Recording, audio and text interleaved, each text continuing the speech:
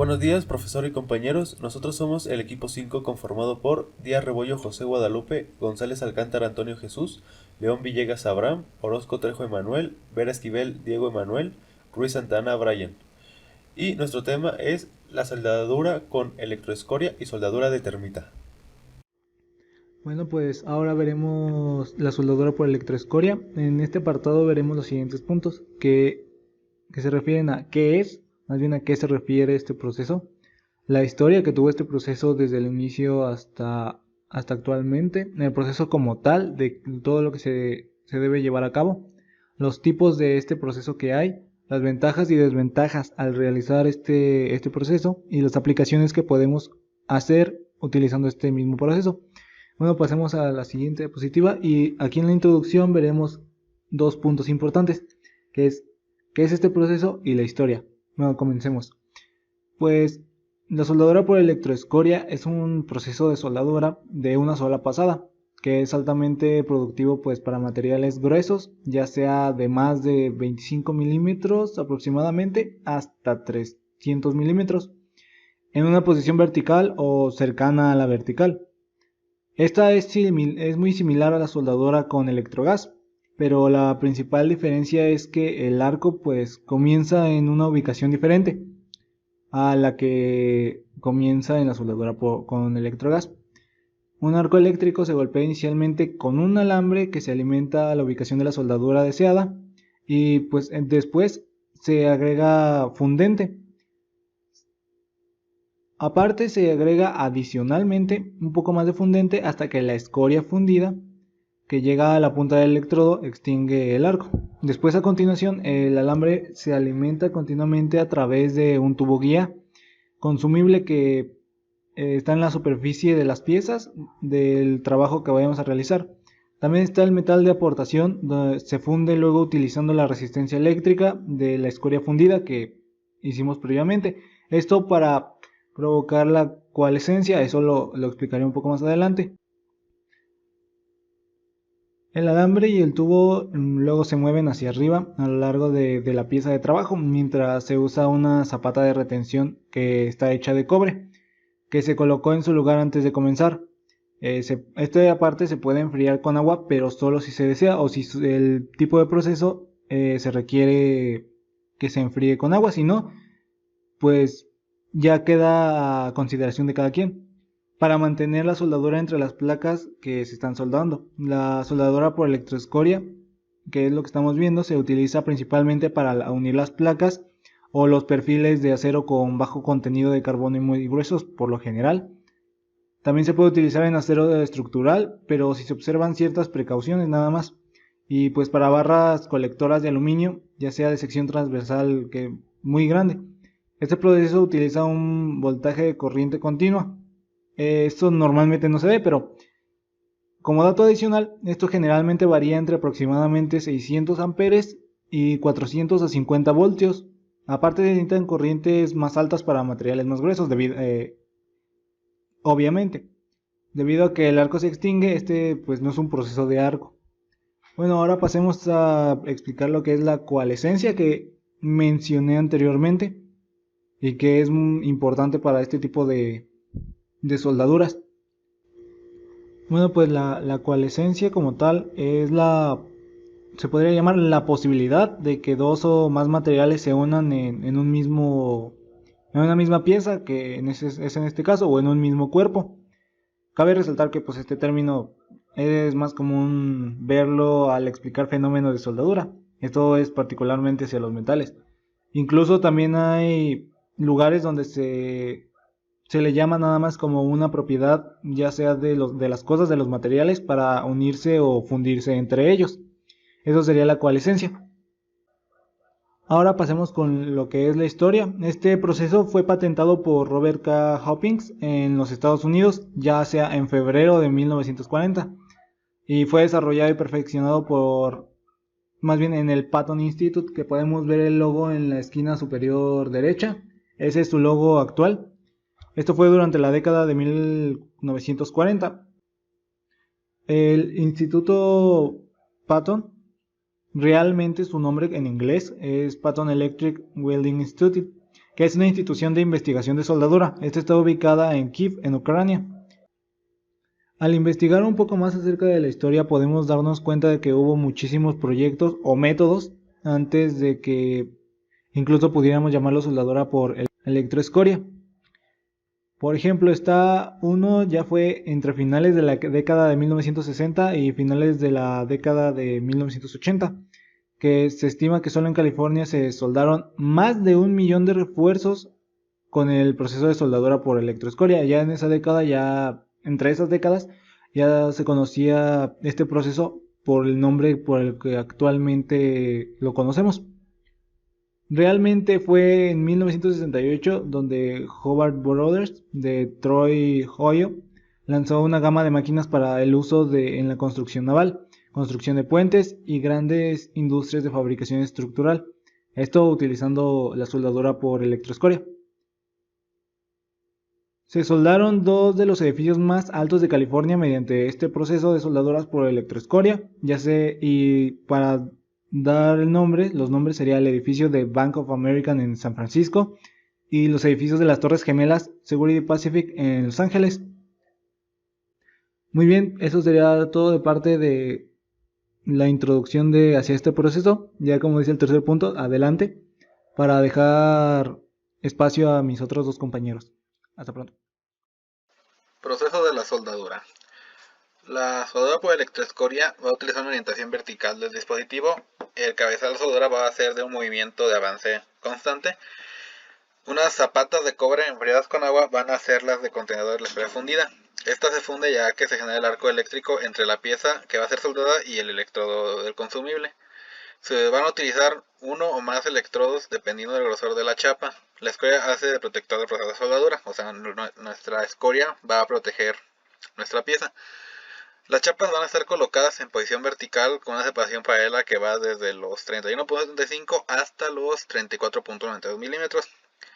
Las zapatas de cobre delanteras y traseras tienen una separación paralela de modo que forman un molde rectangular en el cual se desarrolla el proceso de soldadura.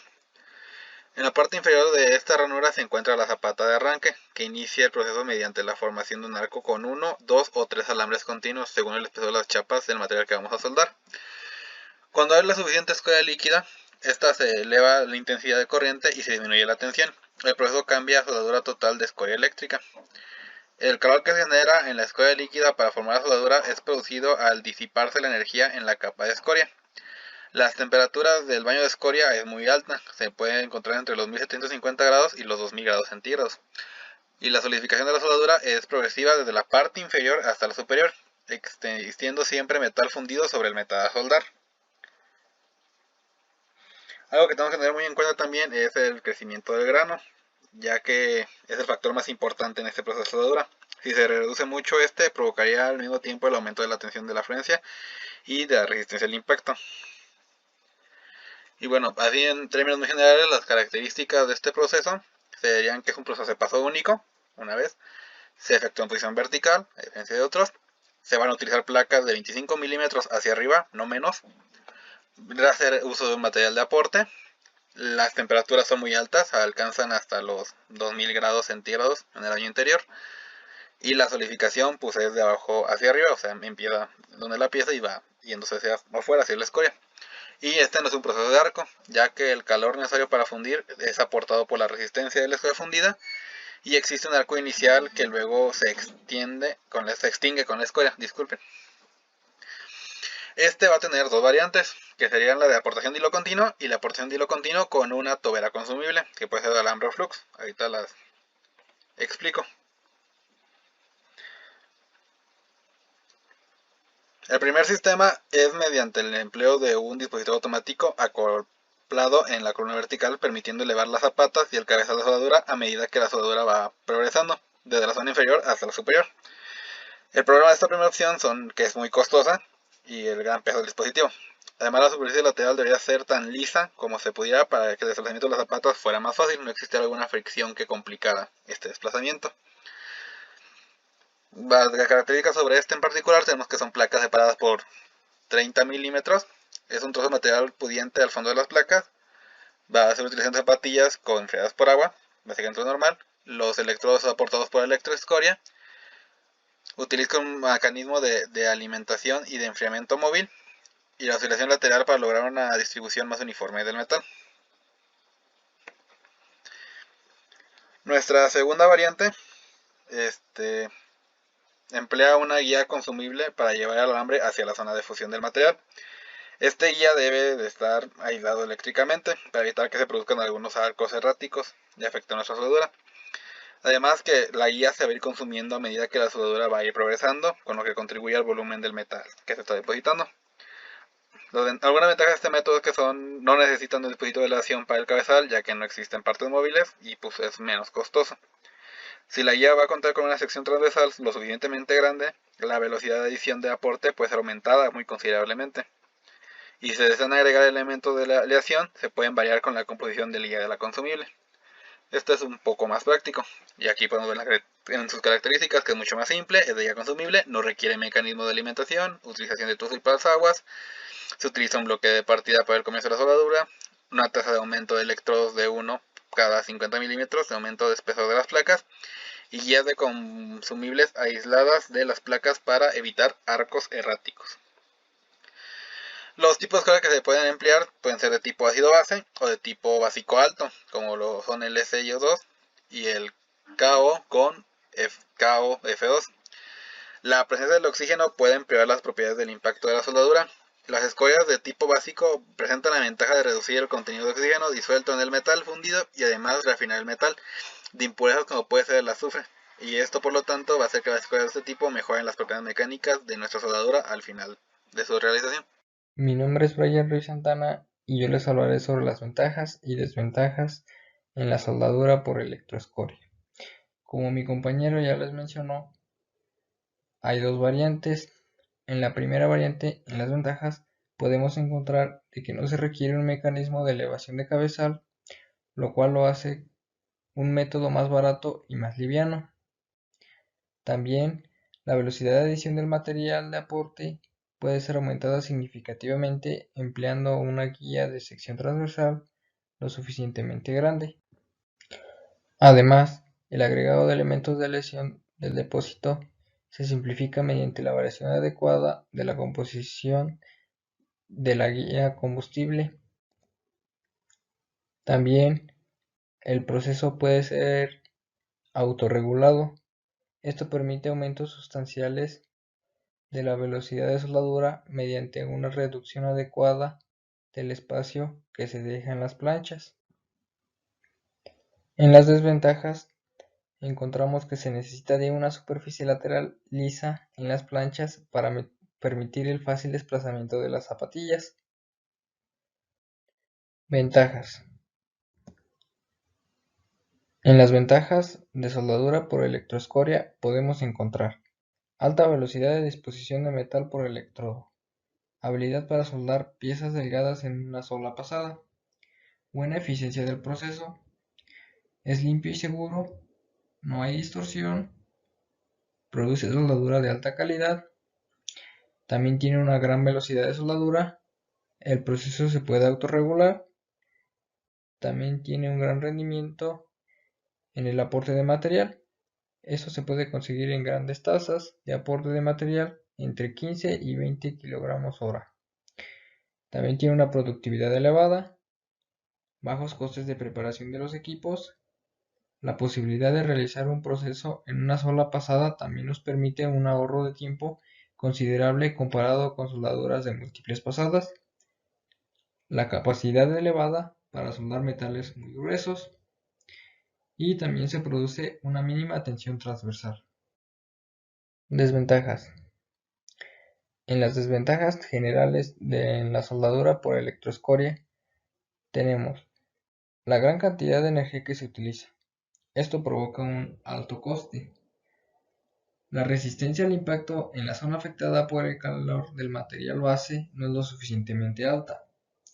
Los gases producidos por este proceso contienen magnesio, el cual es nocivo para la salud. Además, la energía producida provoca un enfriamiento lento, causando un crecimiento de grano en la zona afectada térmicamente. La necesidad de una zona lisa para el fácil desplazamiento de las zapatas. También hay casos de fractura frágil en la zona soldada. Esto se debe a que la resistencia al impacto no es lo suficientemente elevada en la zona afectada térmicamente y no se puede soportar el agrietamiento a temperatura baja. Aplicaciones. Las aplicaciones más comunes son en el sector de la metalurgia, sector de la creación de puentes, naves industriales y maquinarias muy pesadas. También se utiliza para soldar paredes gruesas, juntas en grandes hornos y para soldar aceros inoxidables. Es muy común en la industria naval, para la unión de chapas gruesas de acero al carbono. También es empleado para la unión de chapas en vertical y para grandes secciones de piezas de fundición y forja de acero, aluminio y titanio. Y pues por mi parte ya sería todo. La termita fue descubierta en 1893 y patentada en 1895 por un químico alemán, el Dr. Hans Goldschmidt. Consecuentemente, la reacción es llamada reacción de Goldschmidt o proceso de Goldschmidt. El doctor estaba inicialmente interesado en producir metales muy puros, evitando el uso del carbón en el proceso de fundición, pero pronto se percató de su utilidad en la soldadura. La primera aplicación comercial fue soldar tramos de vías ferroviarias en Easen, en 1899. El óxido de hierro, bien en su forma natural, hematita o sintética, es el más común y usado de los agentes oxidantes porque es barata y fácil de producir. Con la magnetita también funciona. Ocasionalmente se usan otros óxidos como el dióxido de manganeso en la termita manganésica, cromo en la termita crómica o bien óxido de cobre en la termita cúprica, pero solo para propósitos altamente especializados. En todos los ejemplos se usa el aluminio como metal reactivo. Los fluopolímeros pueden ser usados en formulaciones especiales, siendo el teflón con magnesio o aluminio en compuesto común. En principio, cualquier metal reactivo podría ser usado en lugar del aluminio. Esto rara vez se da, sin embargo, a causa de las propiedades del aluminio que son idóneas para esta reacción, es con diferencia el más barato de los metales altamente reactivos, y forma una capa de pasivación que lo hace más seguro de manejar que muchos otros metales reactivos. Los puntos de fusión y ebullición del aluminio también lo hacen ideal para las reacciones térmicas.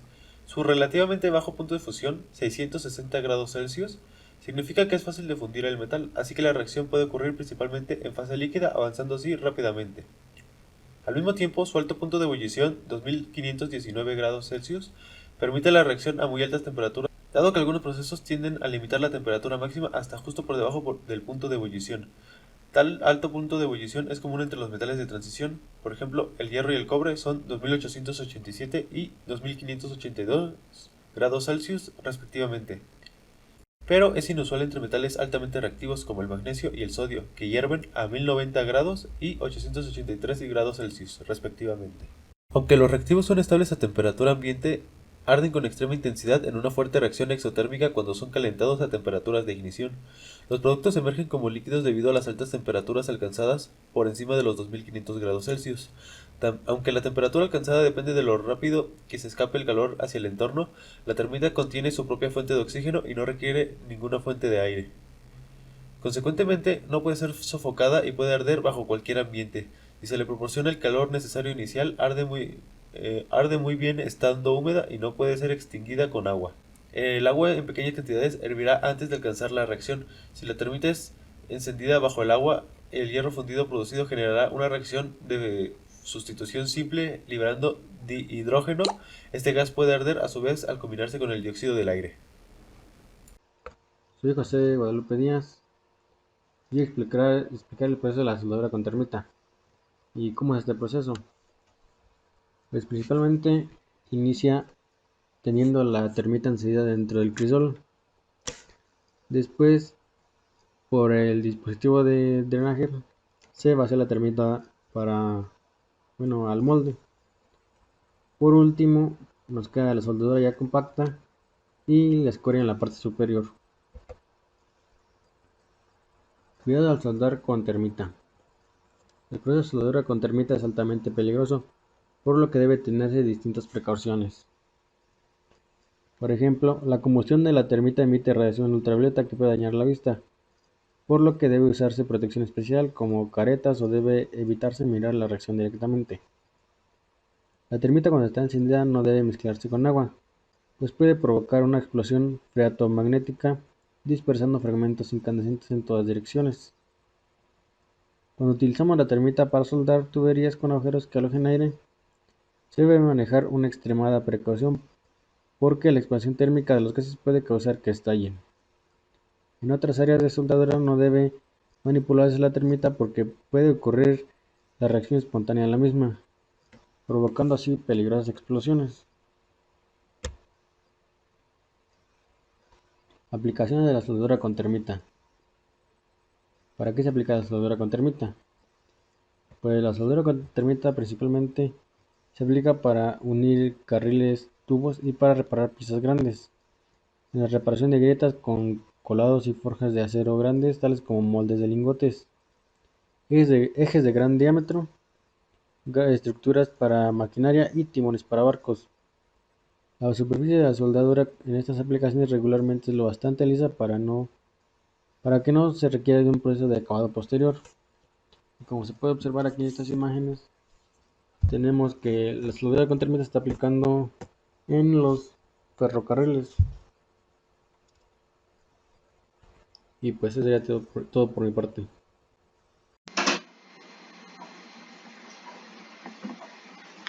Buenos días, buenas tardes, buenas noches a la hora que esté viendo el video, profesor y compañeros. El día de hoy voy a presentar las ventajas, desventajas y estructura química de la soldadura térmica.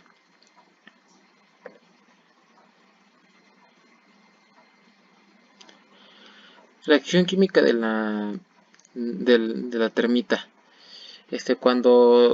Cuando los polos de aluminio y óxido de hierro se mezclan en presencia de una temperatura térmica en combustión, o sea, cuando se funden entre sí, forma una reacción exotérmica.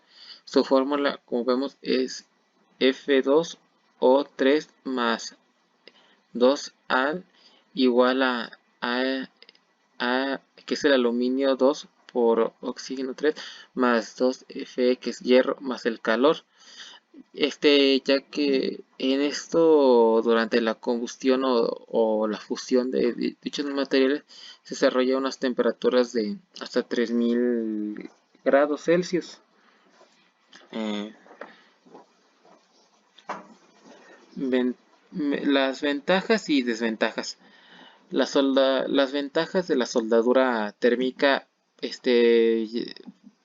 van siendo en función de la aplicación de las vías de ferrocarril, ya que aguantan buenas capacidades de calor y es un buen material. Tiene características como equipamiento simple para fusión y también tiene menos trabajadores ocupados, ya que facilita el funcionamiento de la unión, ya que va haciendo una fusión entre vías. También tiene mejor a la soldadura con gas a presión, ya que permite mejor soldadura. Las desventajas que viene con limitaciones frente al uso del magnesio y al calcio en las prácticas de aplicación de dichos materiales a la hora de crear o hacer vías de ferrocarril. Y sería todo por hoy, me despido. Ya mi compañero le seguirá.